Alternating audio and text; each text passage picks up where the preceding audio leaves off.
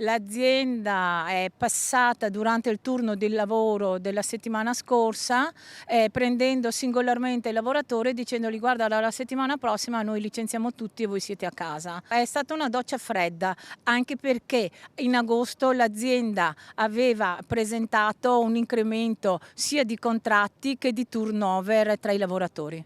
L'annuncio dell'azienda Italgelato è arrivato come un fulmine a ciel sereno per i 40 lavoratori di questa azienda di Camisano Vicentino che ora sono in presidio permanente.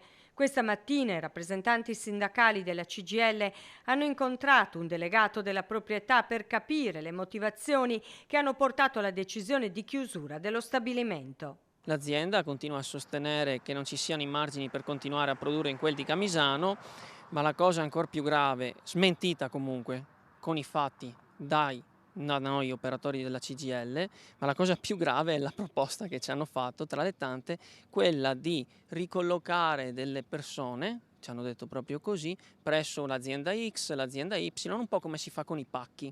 Qui stiamo parlando di esseri umani e forse qualcuno se n'è dimenticato. I sindacati non ci stanno, convinti, numeri alla mano, che ci siano gli estremi perché Italgelato possa proseguire la sua attività.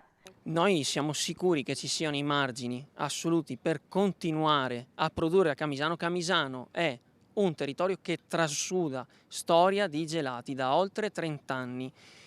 Abbiamo anche intenzione di convocare il tavolo presso la Regione attivando l'unità di crisi. Stiamo cercando in tutti i modi di far ragionare l'azienda e di valutare anche questa ipotesi. Noi siamo aperti a tutte le ipotesi, ma i posti di lavoro vanno preservati perché dietro a 40 esseri umani ci sono delle famiglie. 40 famiglie che attendono una risposta positiva da parte dell'azienda.